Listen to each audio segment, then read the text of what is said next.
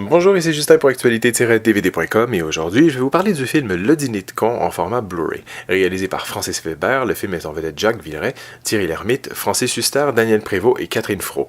Distribué par Depp Productions, le Blu-ray est disponible en magasin depuis le 1er novembre 2016. Tous les mercredis, Pierre Brochon et ses amis organisent un dîner où chacun doit amener un con. Celui qui a trouvé le plus spectaculaire est déclaré vainqueur. Ce soir, Brochon exulte, il est sûr d'avoir trouvé la perle rare, un con de classe mondiale. François Pignon, comptable au ministère des Finances et passionné de modèles réduits en allumettes. Ce qu'il ignore, c'est que Pignon est passé maître dans l'art de déclencher des catastrophes.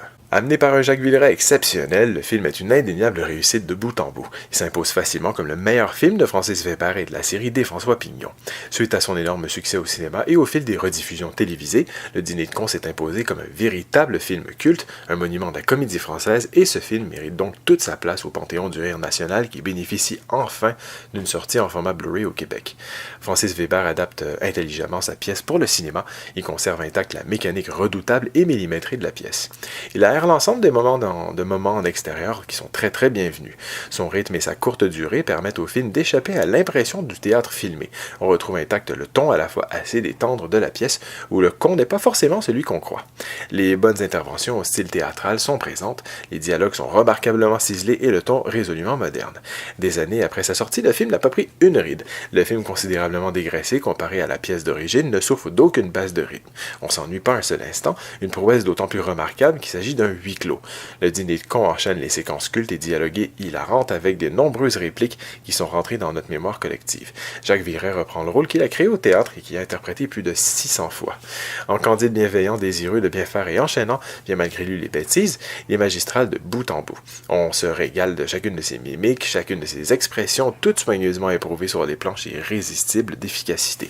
Il est accompagné ici par un Thierry Lhermitte qui, impeccablement dirigé par Francis Weber, tient là un de ses plus grands rôles au cinéma.